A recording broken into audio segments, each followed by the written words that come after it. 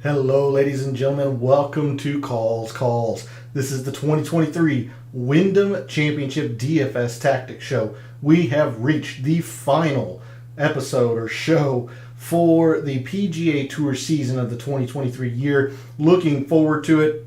We have the updated forecast to take a look at, ownership projections, and much more. And I have, I believe, 2 or 3 6K plays that could be some winning material for you this week for the Wyndham Championship. I'm quite excited. Let's get into it. All statistics provided tonight and every night are from fantasynational.com. It is the best tool out there for your money. It's going to make you a much smarter gambler, golf gambler, and a much smarter golf DFS player. Go check them out. It is simply well worth your investment.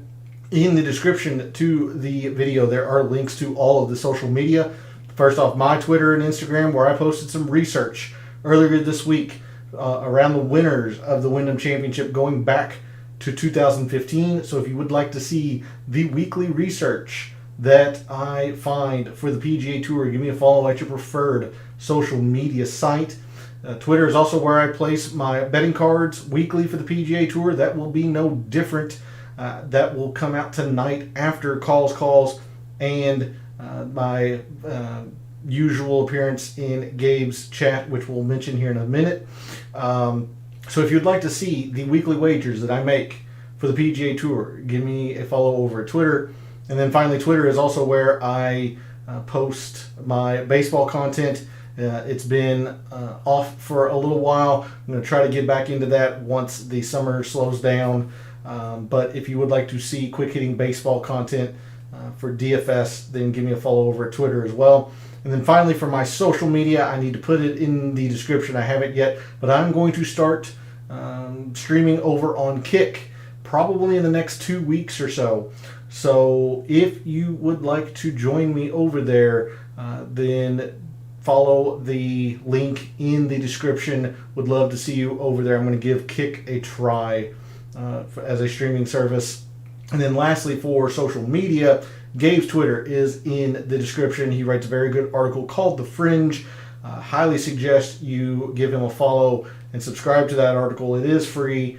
It's a very good way to start your preparation each week. He also comes out with weekly spreadsheets around current form, course history, similar to what I do, albeit a different form and fashion.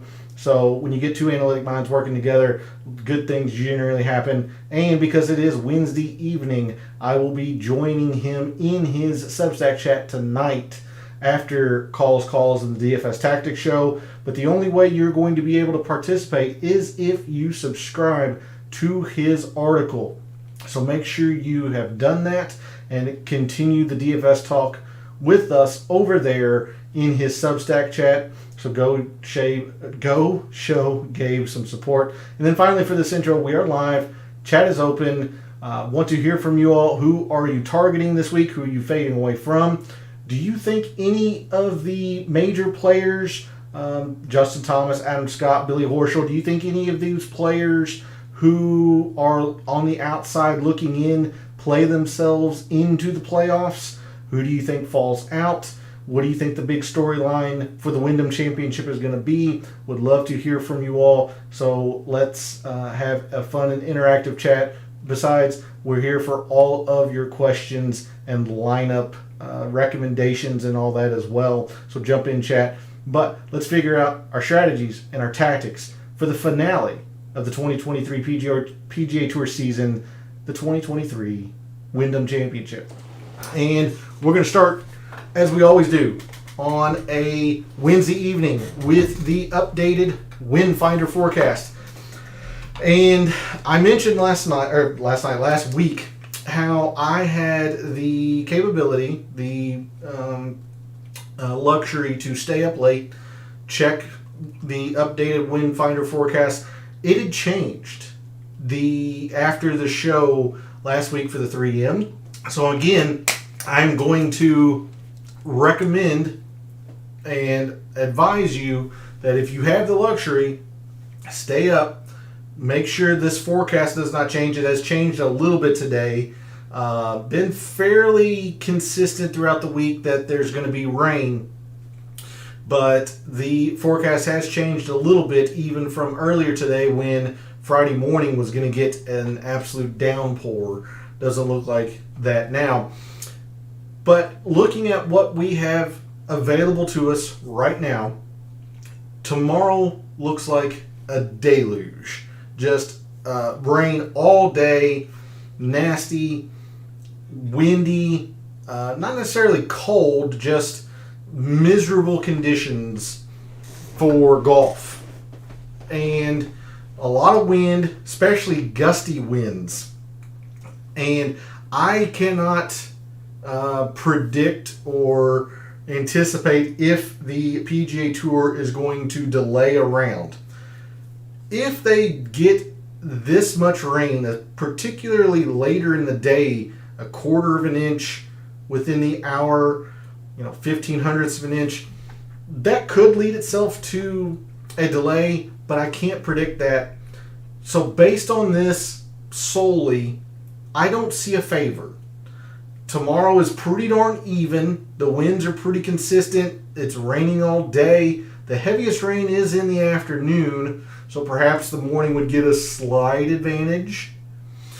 And Friday looks about even as well. Perhaps the earliest of the early tee times Friday morning has a little bit of a disadvantage with some gusty winds still, but I don't see much of an advantage. If you want to argue that there is a slight favor for the Thursday AM, Friday PM, I wouldn't go against that. I'm not factoring it into my lineups unless I'm making a very difficult decision between a couple of players or using it as a tiebreaker. I don't see any favor of a draw right now. But again, I'm going to re-emphasize, if you have the luxury to stay up late to get the next wind finder forecast, which generally comes in between 11 and midnight on wind finder, 11 to midnight Eastern standard, I think. Or if you have the luxury to wake up early tomorrow to get the updated forecast, I would highly recommend you do so, because this will, I'm sure, change. Even today, this changed because there was quite a bit of rain and wind for Friday morning, and that has now moved into what looks to be the either very early morning hours or extreme late evening tomorrow. But there is the updated forecast for the Wyndham. After this system comes through, which looks like it could be done tomorrow, it looks fantastic.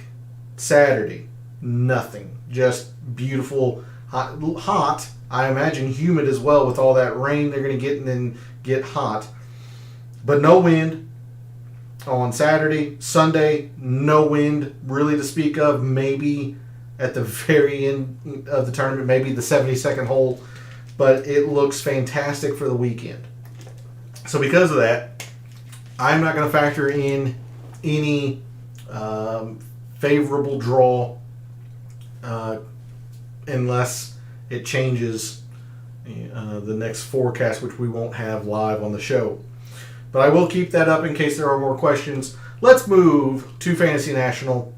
And because we are coming off of Wind Finder, and we saw tomorrow particularly has quite a bit of wind in its forecast, since the beginning of 2022, our top performers in the wind in that time frame in the field this week: Sung Jae, Justin Thomas, Shane Lowry, Chris Kirk, Sam Burns, Billy Horschel, Hideki, Scott Piercy, Scott Stallings, Adam Scott, Gary Woodland, and Alex Noren.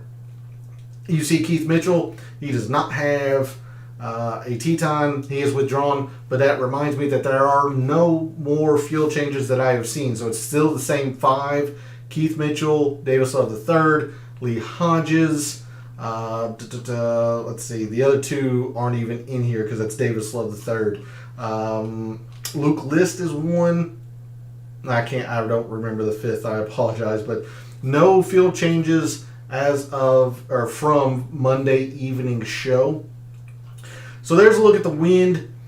But the one filter that has been very constant that we've looked at throughout the week, and it's the one that we'll do a quick reminder. We'll have to expand the timeline. This is a Don Ross course, and it's the prototypical Don Ross course. So, on Don Ross designs, going back all the way to 2019, because there's not too many courses, Don Ross designs on the PGA Tour. Going back to 2019, our top performers on Don Ross designs have been Taylor Moore, Chris Kirk, Taylor Pendrith, Russell Henley, Adam Hadwin, Cam Davis, Sung Jae, Stephen Yeager, Troy Merritt, and JT Poston. All right. With that, I want to save as much time as possible because I can get pretty talkative. Let's just jump straight to the mixed condition model. And I built this earlier today with the forecast showing the amount of rain and heavy wind for Friday morning that has now changed.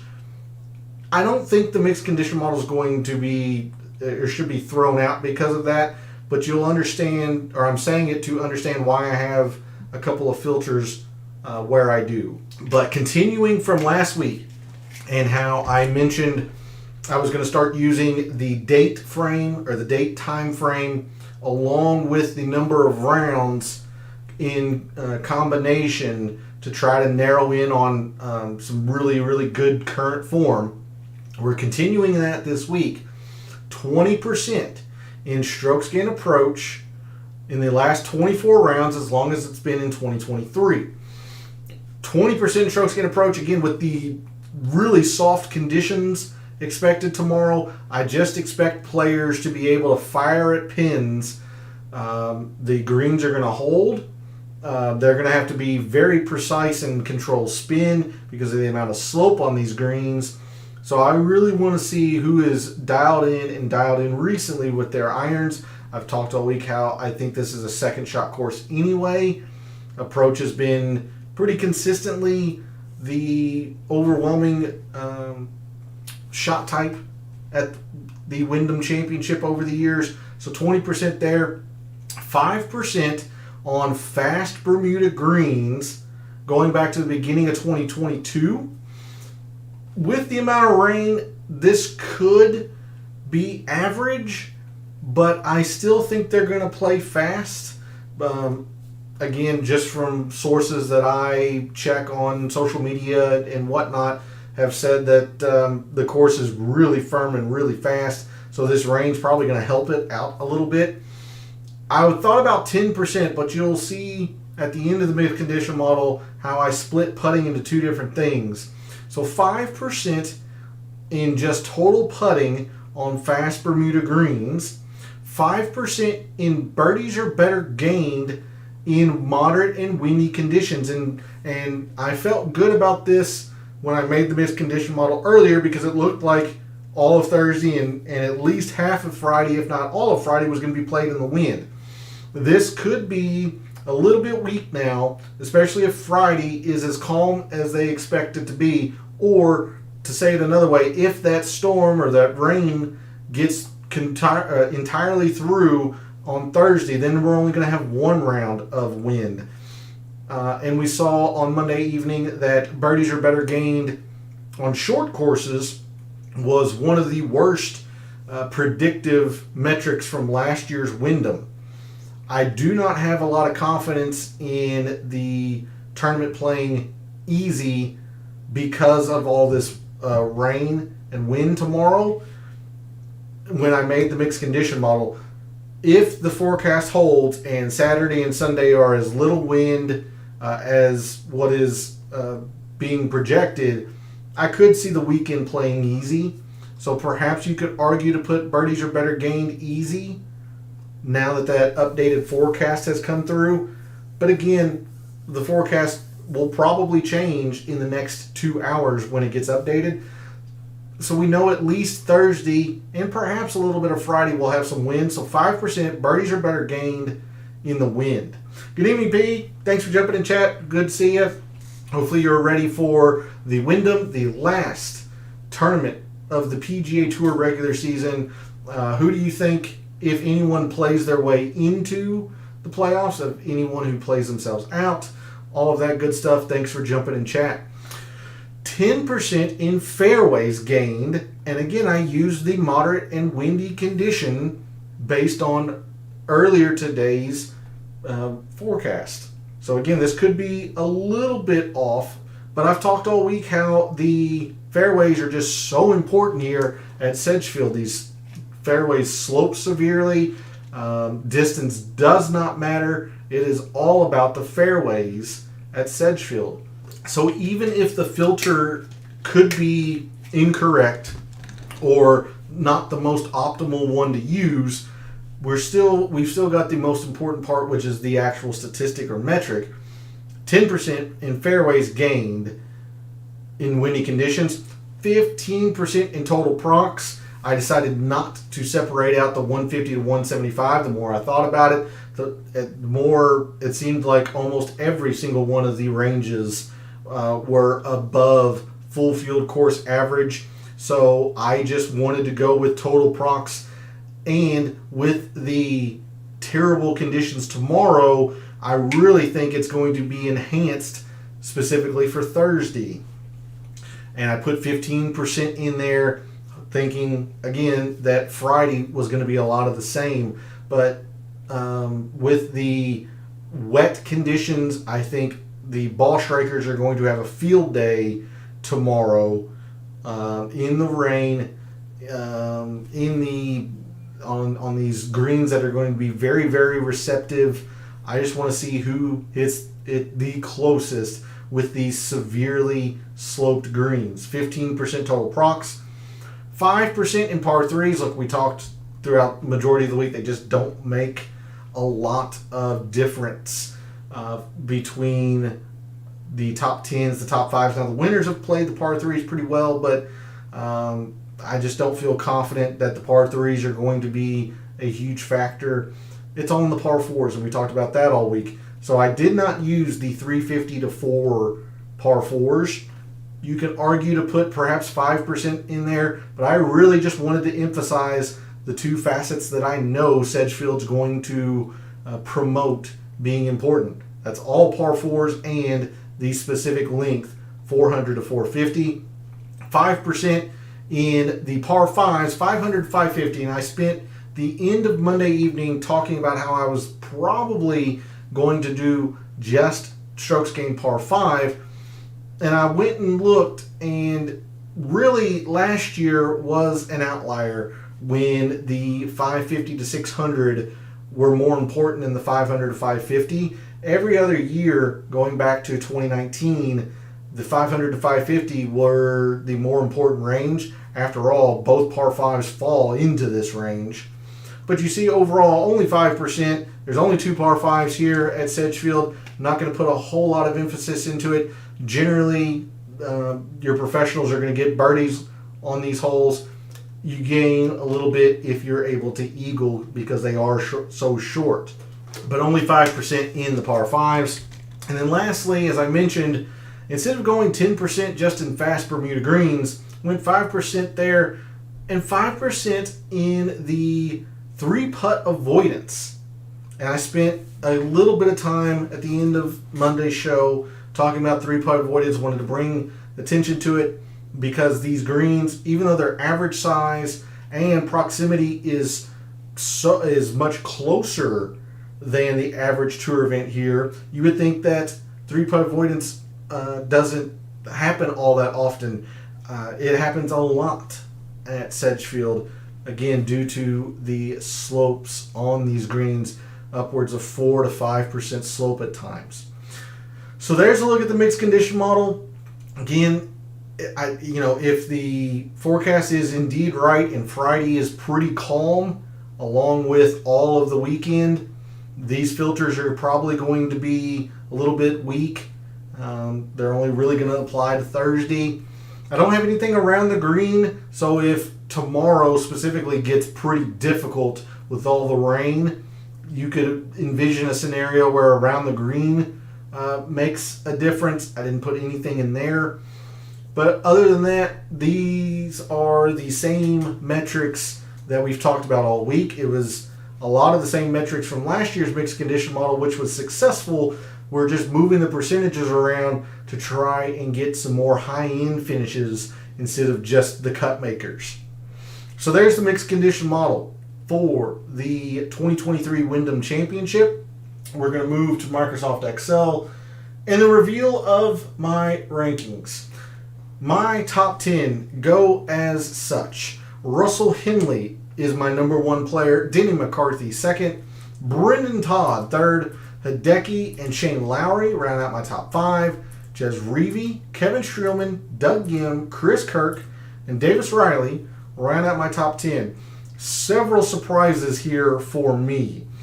I thought Brendan Todd would rise a little bit because he is generally a fairway finder, fairways gained type player. But his proximity this calendar year has been very good. Par 4s and of the specific length have been very good. So he rises quite considerably all the way up to 3rd, and he's not the most projected owned player. He's, it's fair ownership at about 12. Shane Lowry to me is a surprise to see him this high, considering I know he rises for bogey avoidance and the irons. He's generally a very good iron player, but his total procs has been good. He's actually been really good at these short par 4s. So he has risen quite considerably as well. With a few players we'll talk about tonight, it's all about the putting, and he's been pretty bad on fast Bermuda greens in the past month and a half, or year and 6 months or so.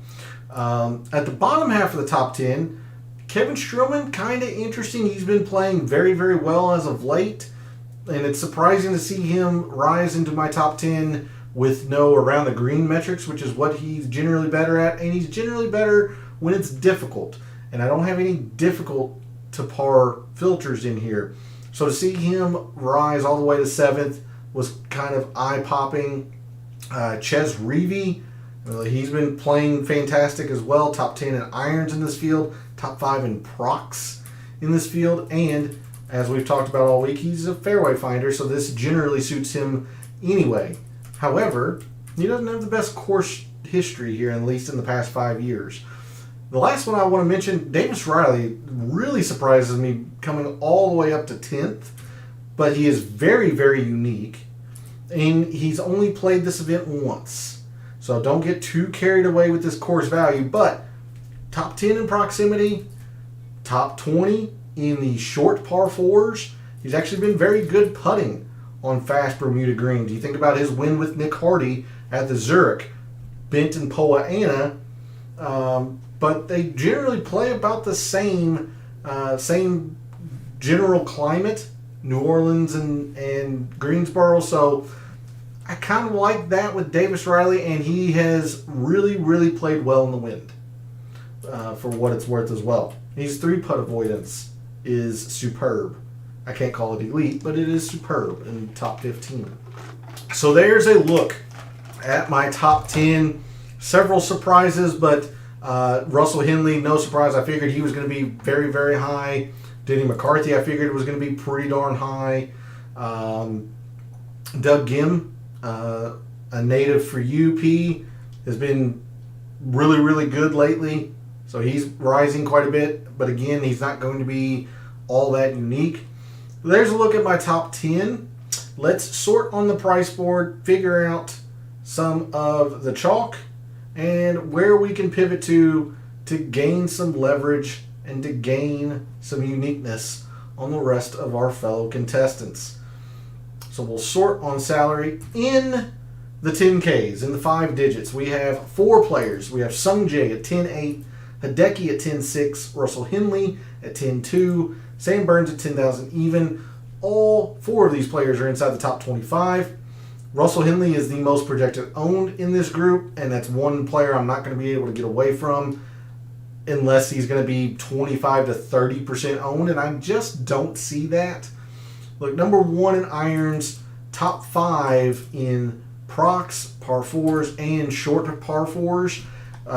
He's played the Wyndham exceptionally well the past 5 years. There's nothing to not like about Russell Henley. Even the one statistic that you would normally think about Russell Henley is putting is actually being really solid. Number one in 3-putt avoidance on fast Bermuda greens, which is probably a good indicator of why he's played the Wyndham Championship so well. He's also been just good at fast Bermuda greens. He will have to be better on the par 5s, but it hasn't held him back from playing well here in the past. Now, this is his performance this year, so he'll have to be better on the 2 par 5s throughout the week. But with the very good 3-putt avoidance, good putting in general, which is generally his weakness, he finds a lot of fairways, and he's top 5 in several of the most important metrics this week. I'm going to be using a lot of Russell Henley. I'm going to try and find my uniqueness elsewhere. Elsewhere in the 10Ks, look, Sungjae has been really bad lately, but this is probably a good get-right spot for him about hitting fairways. He's good on the short par 4s. He's actually a pretty good putter on fast Bermuda. You see the 3-putt avoidance has been pretty good. At 11%, I think it's fair. I don't want to go crazy with the amount of Sungjae that I have because he has been pretty darn bad lately. Irons, not good. The par 5s and par 3s are very middling to, bad.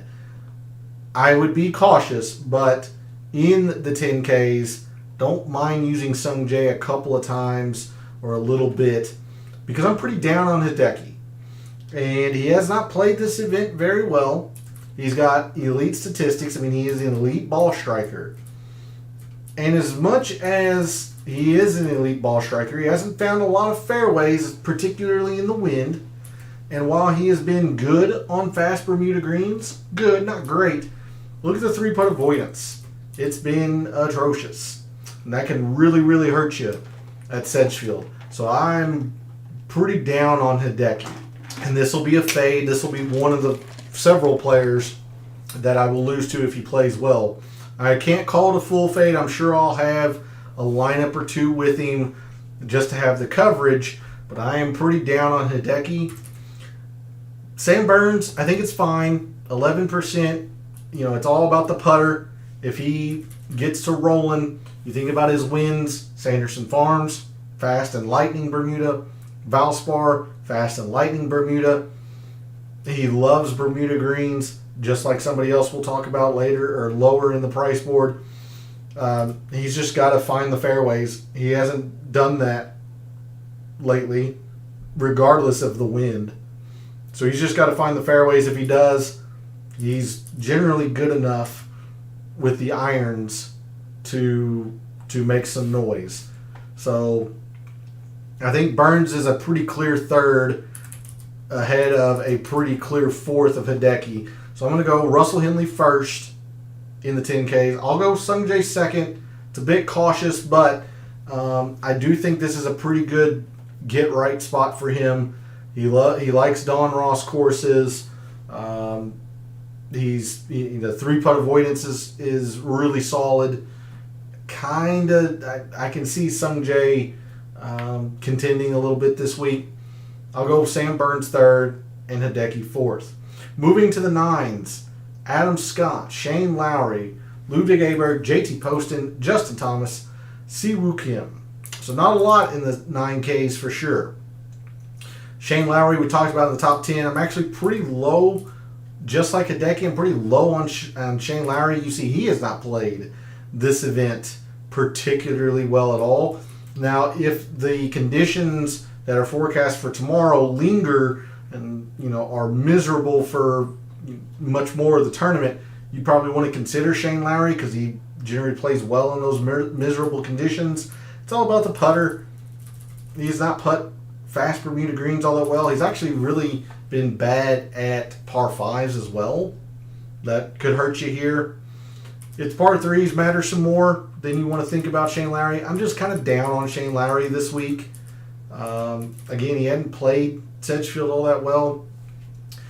Aberg, it looks like finally our fellow contestants are off of him after I've been trying to advise you all to stay away from him. He's had some decent tournaments, but a lot of them he's missed the cut. I don't know how this suits Ludwig Aberg. He's a long hitter, but he's generally accurate too. So I would think that would give him an advantage.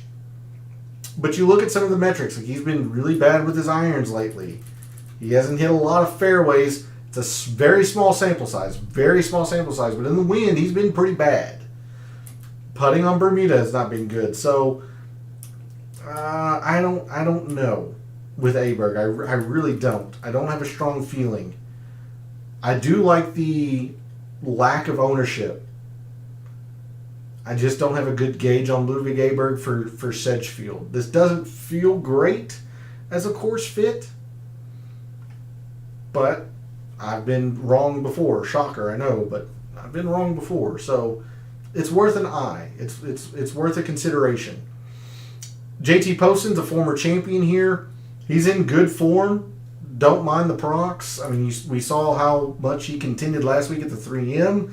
The Wyndham is generally easy as well, and if the forecast is continuous or doesn't change much, I can see the weekend playing really easy.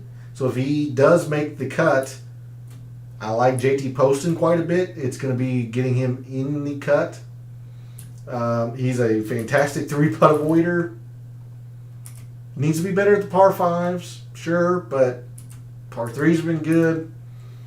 He generally likes it when it's shorter, like Sedgefield. Short and easy.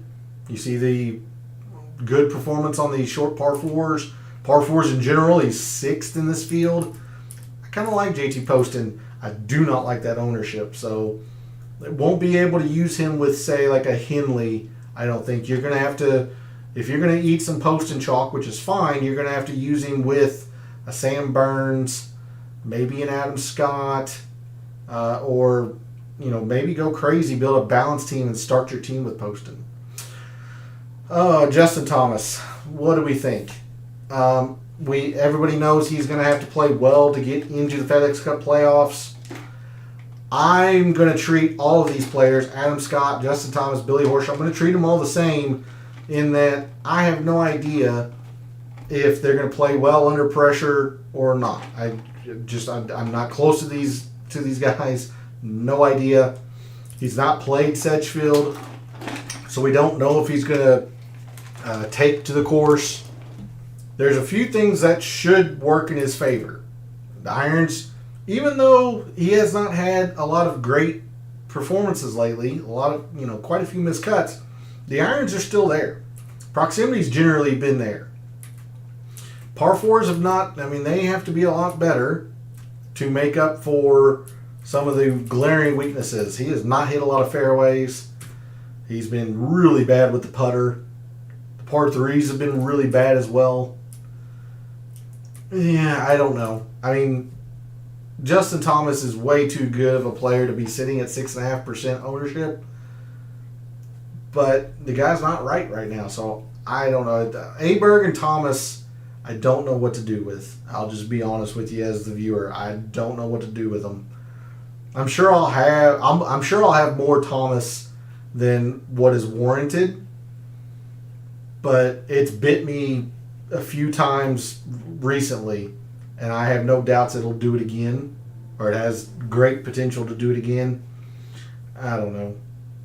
But in the 9Ks, I like Poston. I don't like the ownership. I actually do kind of like Adam Scott this week at 9%. He hasn't played Sedgefield terrible.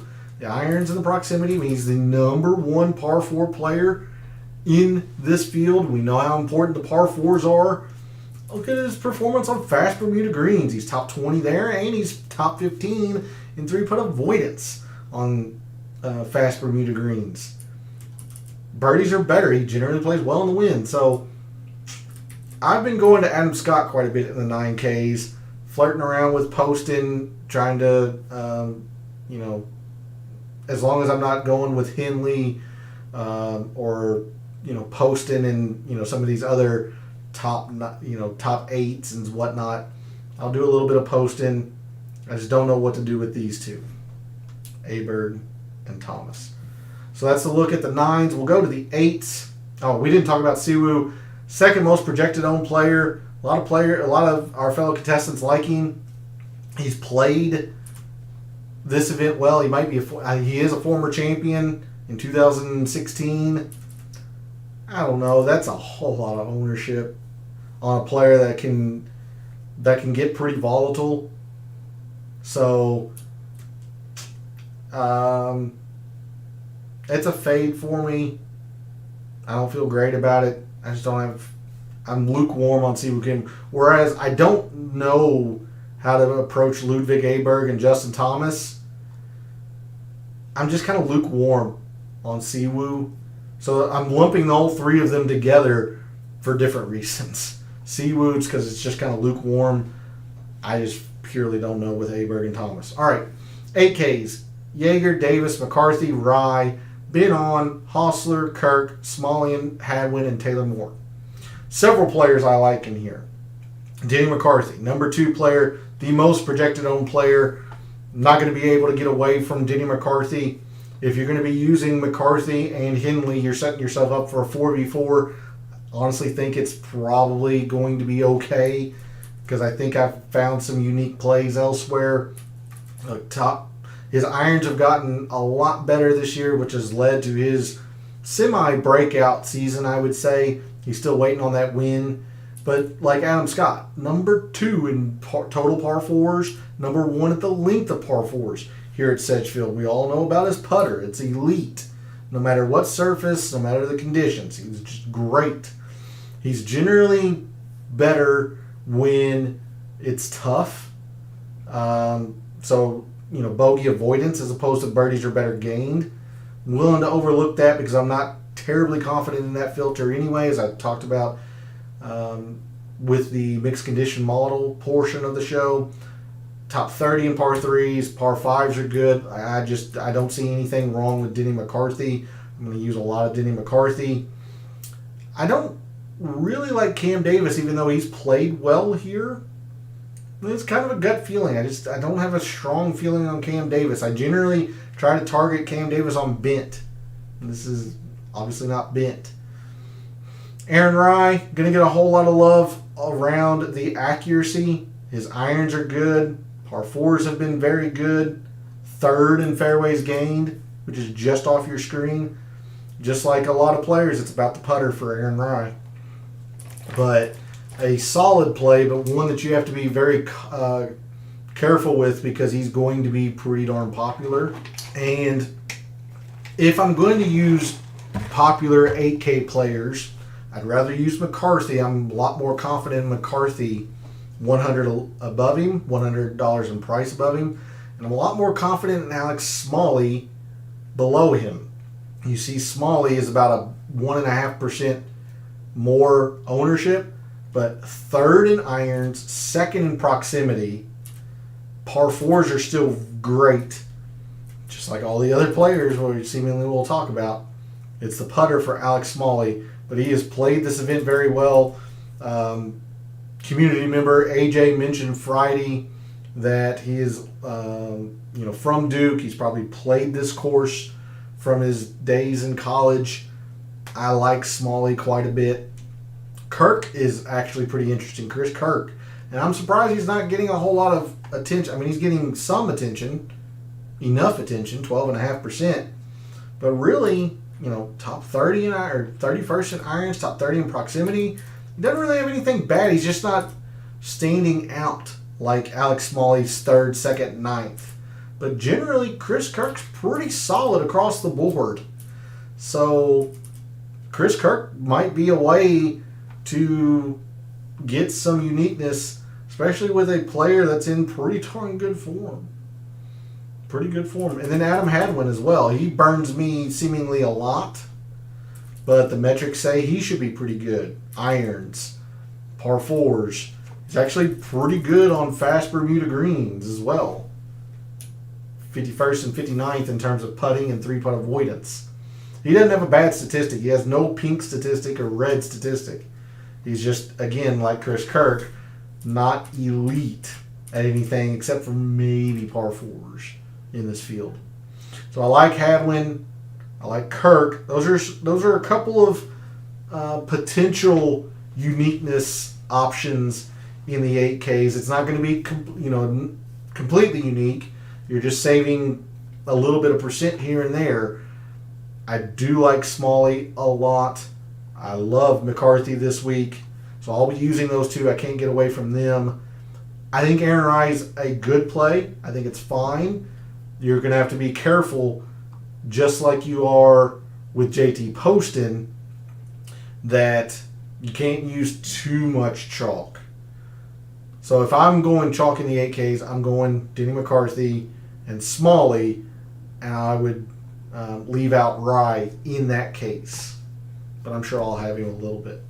Moving into the upper sevens. A few players that I want to mention. It looks like our fellow contestants really aren't coming into the upper sevens too much. Eric Cole, 20th in my ranking, so it seems like it's a solid play. He's been in fine form, obviously. He, like I mentioned last week with the at the 3M, he can get a little wayward. I do worry about his fairways gained. He actually doesn't play well in the wind. Both of his metrics in the wind have not been very good.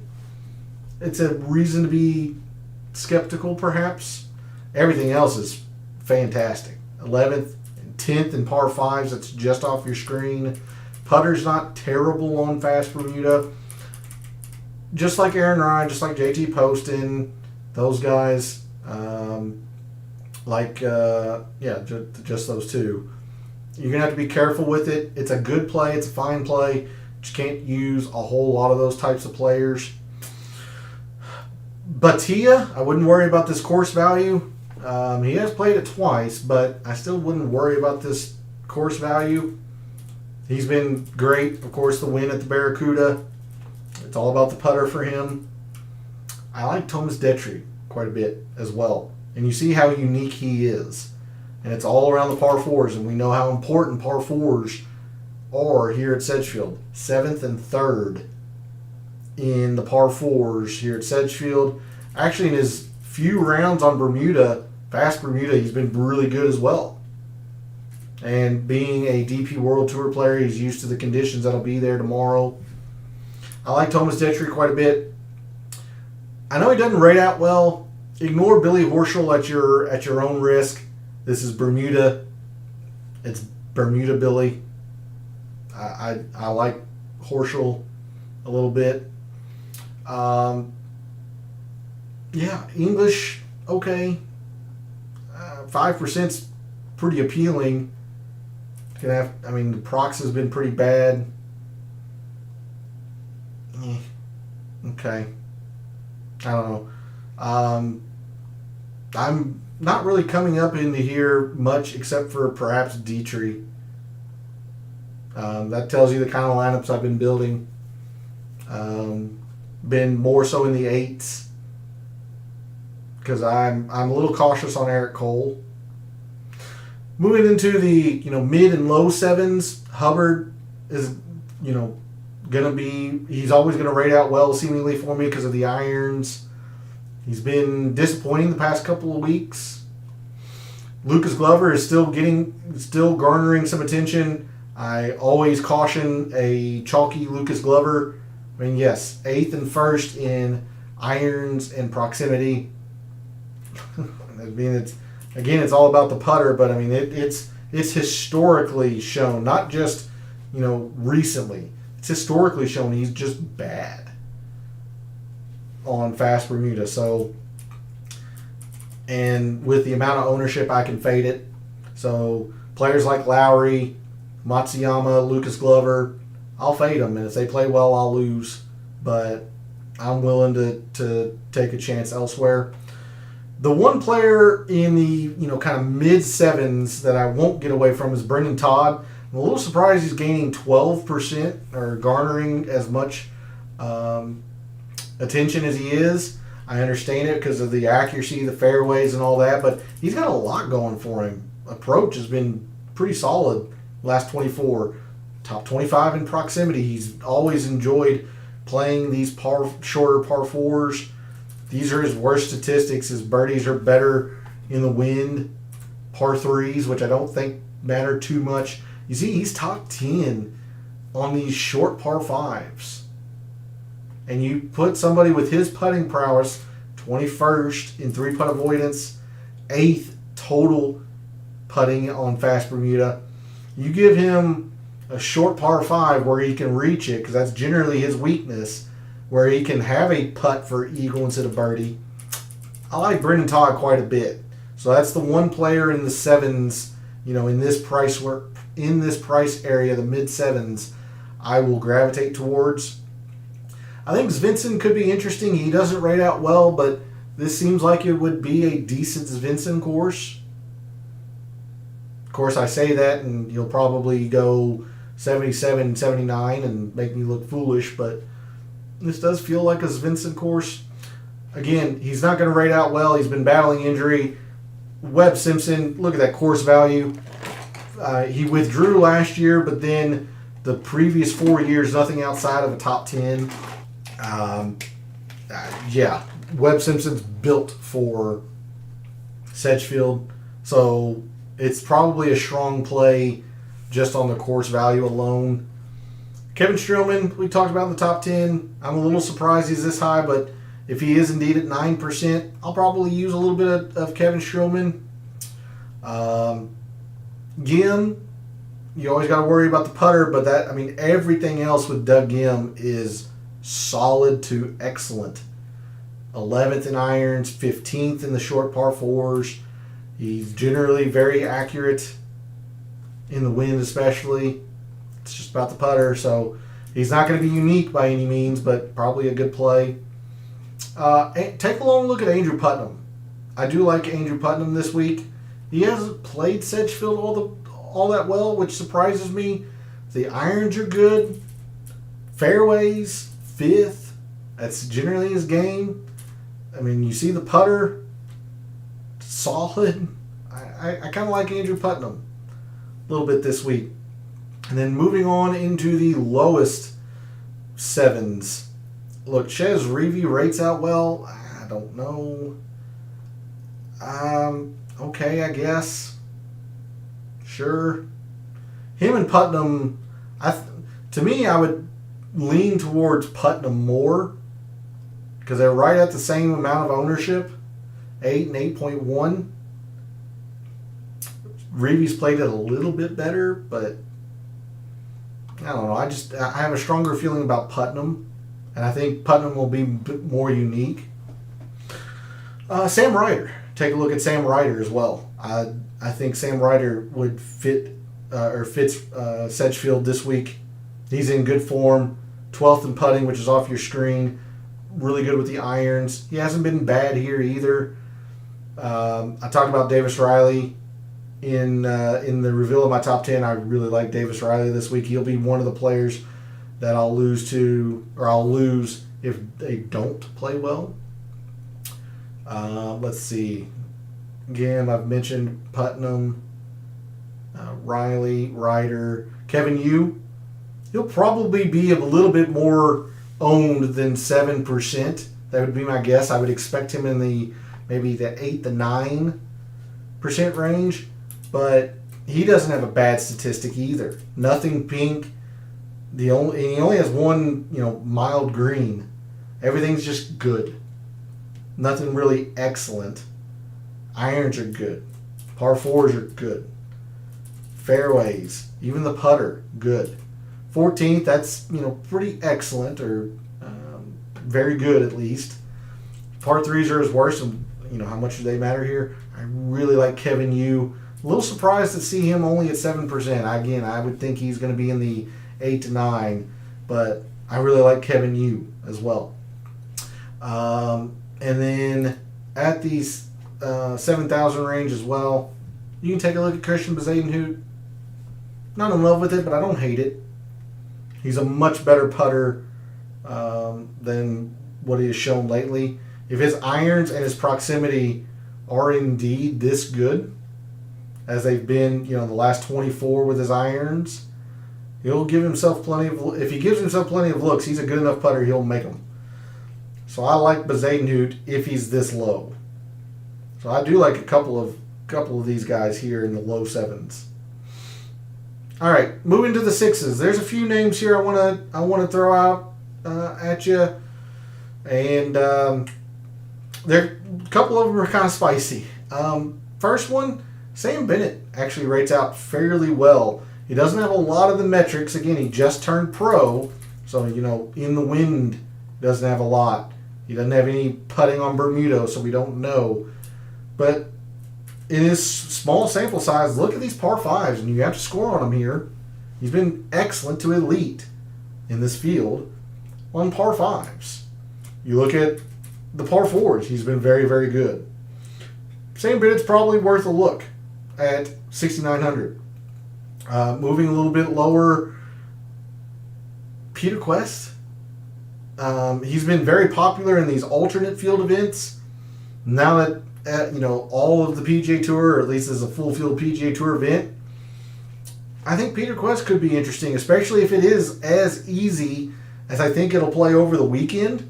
He has played easy courses well. You think about his seemingly breakout at the Rocket Mortgage and the John Deere, places like that. They're easy. Sedgefield is generally on the easier side as well. And if that forecast is going to stay consistent with what it's shown at the beginning of the show, Peter Quest could be interesting.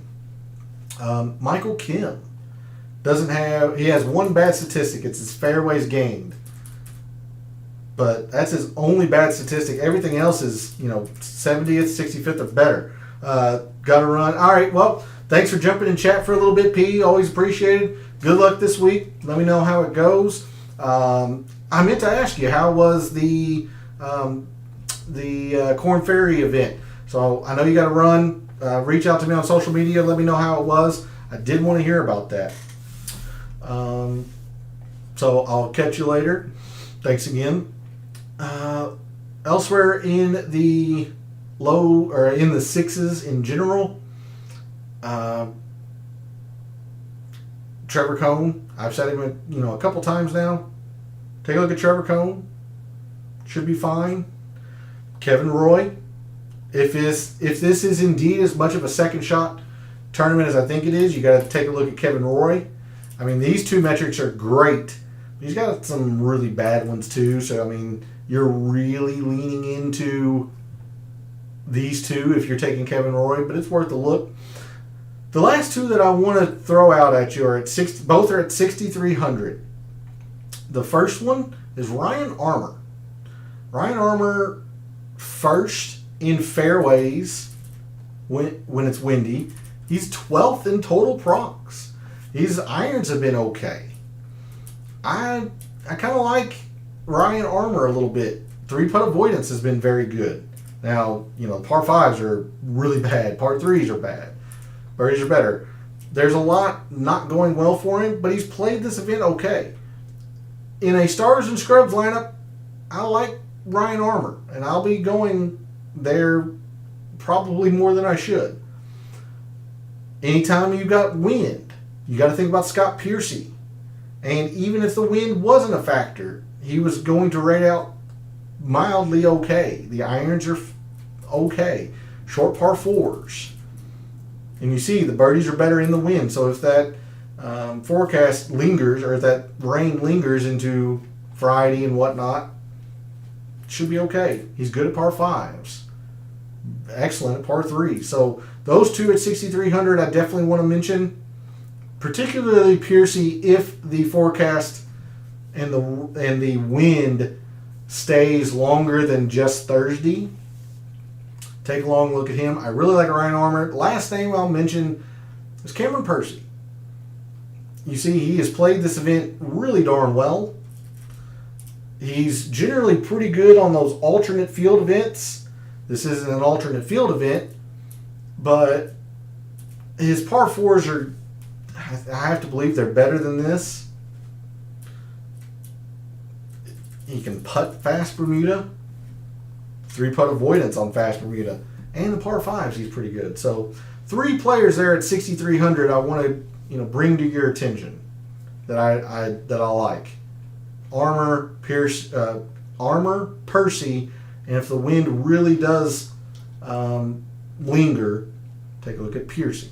All right, let's start making some lineups. We're going to start with tiers contest, so get your questions ready, and we will, and I'll be happy to answer those as we start making some lineups and trying to figure out how we're going to maneuver around the chalk.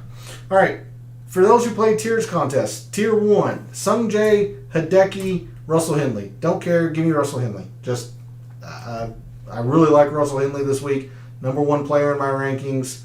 I'm completely out on Hideki. If you want to take a contrarian play, I think Sung Jae, it's risky, but it could pay off big dividends for you. I'm just very confident in Russell Henley. Tier 2, Sam Burns, Adam Scott, Shane Lowry, Ludwig Aberg, and Justin Thomas. Again, I don't know what to do with these two. If you have a strong feeling, either for or against, go with it. So that really kind of limits it to a 3-person tier for me. I'll go Adam Scott. I'm just down on Lowry. I could see Burns, perhaps. But just give me Scott in tier 2. Evening Awakened, thanks for jumping in chat. Much appreciated. Henley can win this week. I fully agree. He's the number 1 player. I don't see any reason not to fire up a lot of Russell Henley, even if he is chalky. I've got a lot of confidence in Russell Henley this week. But thanks for jumping in chat. You are just in time to start making some lineups here. Let me finish up these tiers contests. Tier 3, we have JT Poston, Siwoo, Stephan Jaeger, Cam Davis, and Aaron Rai. I imagine Aaron Rai is probably going to be the most chalky in this tier. Probably the best play. I'll go with JT Poston. I like his form quite a bit. I like the fit. He's a former champion here. Short courses, generally easier, although I don't know if Sedgefield's going to be easy this week. I'll take JT Poston, hopefully get a little bit of uniqueness from Aaron Rai in a tiers contest. Tier 4, Denny McCarthy, Ben on, Bo Hostler, Chris Kirk, Alex Smalley, and Adam Hadwin. There's a lot that I like in this tier. I really like Alex Smalley. I like Chris Kirk quite a bit. I don't know if I can get away from Denny McCarthy, though. I've got a lot of confidence in McCarthy. In the way that, his irons are so much improved, which has generally been what's held him back. That's why he's had the breakout this year, or a mini breakout. If you're worried about ownership, considering you've taken Henley, Adam Scott should probably be pretty unique, I would think. JT Poston might not be all that unique. If you're worried about chalk, then Chris Kirk is worth a long look as well. But really, any of these 3, McCarthy, Kirk, and Smalley, I like a lot. I like Hadwin too. I think he's just 4th. So I'll go McCarthy, I'll go Smalley, and then Kirk. And, really, it's 1, 2, and 3 very, very close. There's nothing wrong with Chris Kirk, I don't think. I'm just really, really high on McCarthy. Tier 5. Taylor Moore, Gary Woodland, Patrick Rogers, J.J. Spawn, Vincent Norman, Eric Cole, and Akshay Bhatia. Interesting. For as much as I like Tier 4, I don't like Tier 5. Eric Cole is going to be the chalky play, probably the best play. Bhatia, maybe. Something just seems to be talking to me about Taylor Moore. I don't know why. Par 4s are very, very good. I think he's one of the top 10 strokes gained total players on Dawn Ross designs. Give me Taylor Moore in Tier 5. Again, it's not that I'm in love with it, but I'll try to gain a little uniqueness off of Eric Cole. If you're not worried about taking chalk, take Eric Cole. And finally, Tier 6. Oh, I don't think I even have to swivel out of the way. Awesome. Tier 6, we have Davis Riley, Kevin Yu, Christian Bezuidenhout, Chad Ramey, K.H. Lee, M.J. Duffy, and Stuart Sink. For me, it's clearly between these 3. I don't want any part of these 4 at all. Riley is interesting. He rates out the best, but I'm actually going to take Kevin Yu. I really like the form he's in. I think this is going to suit his game pretty well. Zayden's kind of interesting, but give me Kevin Yu in Tier 6. All right. With that, we're going to move to classic lineups. We're going to see how our fellow contestants seem to be building their lineups and see how we can maneuver around them. So feel free to get your questions into chat. We'd be very happy to answer those. All right. With the... Oh, shoot. I apologize. I need to change the view here very quickly. Freeze these panes. All right. Sorry. All right. Our fellow contestants looks like they're running with a Russell Henley and probably Denny McCarthy start. They could be going to Siwoo, but I'm going to go to Denny McCarthy because there is nobody, and I mean nobody, in the 6Ks other than Dylan Wu garnering any attention.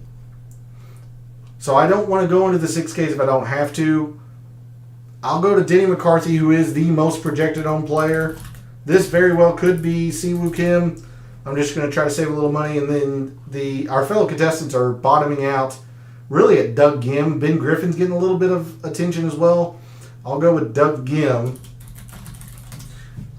And that's not calculating right. V and W. All right. So 8,000 per player with this kind of boundary. You've got our fellow contestants have lots of options. Alex Smalley is definitely in this chalky lineup. 7,900. Not a lot there, but Eric Cole and Lucas Glover. This will leave a little bit of money on the table, but 15.5%. Blah. This is going to be a widely duplicated lineup, I imagine. And they're even leaving money on the table. So they could easily come to Siwoo. I'm just using Denny McCarthy. He is the most projected owned player. That's looking like a really, really darn chalky build. Something else that our fellow contestants could be doing. I won't use Russell Henley. Let's see if they, or I'll say they're building a balanced lineup. We'll start with Poston, Siwoo, Aaron Wright, only in the interest of using different people, because Denny McCarthy would absolutely be in this as well. But in the interest of using different players, I'll say Aaron Wright, Chris Kirk. And this won't even be all that high in ownership compared, considering you could go to Denny McCarthy and Alex Smalley. JT is due, right? I would think. We'll talk about him here in a second. Let's see. Let's go with Brendan Todd, who's getting some love, and Adam Schenk. This will leave 100 on the table, 200 on the table, 14%, but this is on the very low end. Again, we're not using McCarthy, who could be here. We're not using Smalley, who would increase this percentage quite a bit. This is a shell of a lineup, of a balanced lineup, that would, I think, be duplicated quite a bit in our big GPPs. Good evening, Gabe. Thanks for jumping in chat.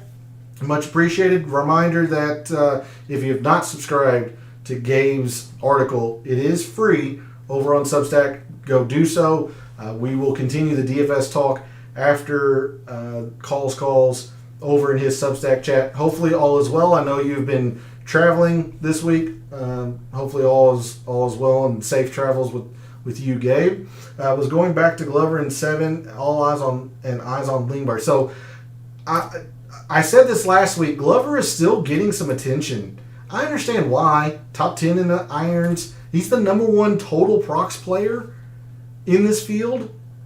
But man, anytime Lucas Glover is chalky, I've got to be concerned. And it's all about the putter. But you can say that about several players. I get it. But a chalky Lucas Glover just throws alarm bells for me. If he's not 11%, if he's more in the 8 to 9, I would stomach it a lot better. But I have a feeling he is going to be pretty popular down here. Because there's not, I mean, Brendan Todd's garnering some attention. Adam Shank's garnering some attention, at least with the members of Fantasy National. I don't see really anybody else around this area garnering a lot of attention. That's why I think people will go to Lucas Glover. And I'm sure Mark Hubbard's lack of form or lack of results will put some people away from him. If we're going to maneuver around that chalk, I'll try to do it with the balanced lineup first, but that's why I gave 3 or 4 names in the 6K, because that's telling you the kind of lineups I'm building. But if we're going to build a balanced lineup, to your point, Awaken, Justin Thomas, I don't know what I'm going to do with both Aberg and Thomas, but at some point, Justin Thomas is going to get right. He's way too talented not to. And even though he's not played Sedgefield, I think it suits him. It really does feel like it suits him. And it's not like he's been terrible. His top 25 still in irons. Prox is good. He's got to be a lot better at the par 4s. That's where he's really, really fallen off. But for all the talk of his putter, which has been bad, it's been bad, he is the number 2 3-putt avoider on fast Bermuda greens. With his back against the wall, I don't want to be the one that's not in on Justin Thomas, especially since it is literally do or die this week for him and his playoffs. In a balanced build, you can argue this isn't balanced if you're starting with Adam Scott. I like Adam Scott a lot, but I'll go with a couple of players that have to play well to get in to the playoffs. I'll go with Adam Scott. I'll go with Justin Thomas. Risky, but you see the uniqueness that I've already gained on the rest of the field, rest of the contestants, by using these two. I can afford to take a Denny McCarthy or an Aaron Rye if I want to. But I'm going to try and keep this as unique as possible. We'll use Chris Kirk.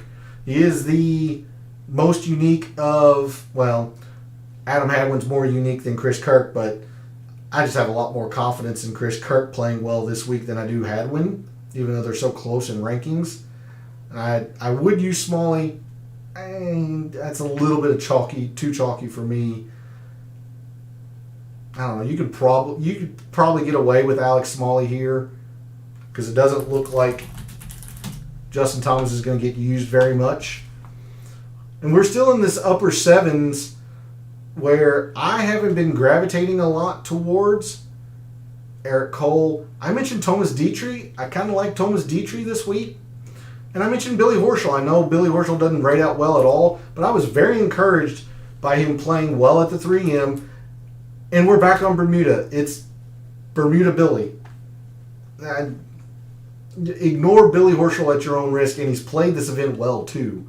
So I wouldn't mind throwing Horschel and just kind of making this a narrative, kind of a narrative lineup. Honestly, just guys who need to play well. I don't know if I would use all 3 of these guys in the same lineup, but at least you have a narrative that would fit for this lineup. And you're still at 7,900. Depending on how much you're comfortable leaving on the table. Kevin Streelman, surprising to me, but he rates out extremely well for me. If you're a big believer in course history or course form, no one fits Sedgefield more than Webb Simpson. I mean, he's not in great form because he's still coming off of injury, but man, the dude plays Sedgefield at an elite level. I'll go with Brendan Todd, much more of a middling-owned player as opposed to unique, but somebody that I also think is going to be very, very good. You're still not at 10%. So more than likely, you're looking at a unique lineup thanks to Justin Thomas and Thomas Dietrich. Adam Scott, haven't seen Webb in a while, forgot about him. Everybody has.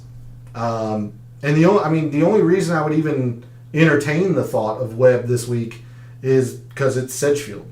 I mean, Webb and Sedgefield go together like lamb and tuna fish, or peanut butter and jelly, if you will. But yeah. So there's a look at a balanced lineup, and of course you can move some of this money around. I don't like Shane Lowry, even though he rates out so well for me. I'm just down on Lowry, so I've been going with Scott. To your point, Awaken, Justin Thomas seems like he's going to get something going here eventually because he hasn't been bad. I really like Smalley this week. I like Denny McCarthy, so the 8s have been kind of where I've been in with that. And then moving on down, I think there's plenty in the kind of mid to upper 7s that you can work around your chalky Eric Cole. Like I mentioned, I like Thomas Dietrich. Ignore Billy Horschel at your own risk. Coming off of a very good 3M and back on Bermuda. Mark Hubbard seems to be deflated a little bit in ownership. I do like Brendan Todd, Webb, Kevin Streelman. So, but the lineups that I've been doing the most, and I'll get to your David Lingmerth at 65 here in a moment. JT keeps saying he's not playing all that bad. At one shot last week that cost him 5. Whenever I try not to pay too much attention to that, honestly, because that can go several different ways. That can be a player, I mean, he can be honest, and that could be the case, or he could be trying to speak it into existence. Playing sports at a collegiate level, I've been around my fair share of players who, fake it till you make it, or whatever saying you want to put in there. You could also be trying to say that, will it into its existence. So I try not to listen too much to that. But the lineups that I've been going to, and the reason why I gave you a few names in the 6Ks, again, it's very risky, but just like Justin Thomas, I think Sungjae's going to get right eventually, and this seems like a pretty good place to do it. The irons have been bad, no question about it, but he loves Sedgefield. He's played well at Sedgefield. Par 4s are elite, 15th and 13th. His putter on Fast Bermuda, top 15 and 7th, gosh dang it, it's off your screen, 7th in 3-putt avoidance, which is a big deal here at Sedgefield with the slope of these greens, the severe, I was going to say undulation, really it's just slope, 4 to 5% slope on some of these greens. I like Sungjae, and I'll back it up with Russell Henley. I mean, I don't care about the chalk. I'm just very, very confident in Russell Henley this week. This is chalk I will not shy away from. And in the 6Ks, I gave you a few names to take a look at. Sam Bennett rated out well for me. I kind of like Peter Quest if the forecast holds. And it is as easy as I think it'll be over the weekend. Peter Quest has always played easy events well, or easy courses well. Sungjae hasn't played poorly, just couldn't make enough birdies, no blow-up rounds. That's what concerns me, because this is a birdie course, and he's generally better at bogey avoidance. That's what concerns me. But I mean, he really likes Sedgefield. He's generally more accurate. I kind of like Sungjae this week.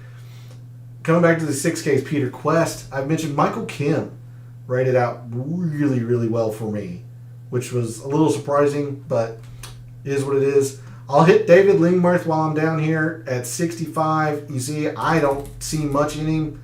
The irons haven't been good. Granted, his Scottish Open, we don't have the strokes gain approach for the Open Championship, which I don't remember his performance at the Open Championship. I just know he was very good at the Scottish. So his irons are probably a little bit better than this, since we don't have the Scottish. Really, it's only in the fairways, and that's good for Sedgefield. But man, he's been atrocious at a lot of other stuff. The par 4s have not been good at all. The putter. Butters are better in the wind. Par fives even. I'm not there with Lingmerth. If you play him and he plays well, I'll virtually shake your hand that you were right and I was wrong. I can't get there with Lingmerth. The 6Ks that I would reach for, especially in these real ultra greedy stars and scrubs lineups, the more the wind, the longer the wind stays in the forecast, meaning into Friday afternoon. Take a look at Scott Piercy. He is at his best in the wind. I really like Ryan Armour.